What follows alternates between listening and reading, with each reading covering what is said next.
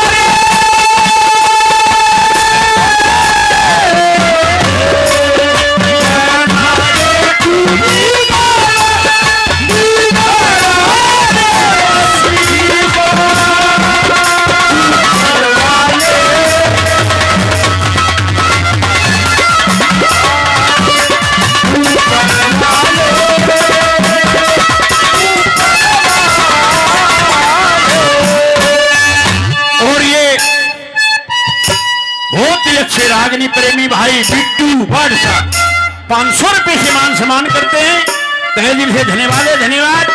और 100 रुपये खरक से भाई मुकेश कुमार, बहुत बहुत धन्यवाद। क्या कहा नंबर 4 में कैसे लगा।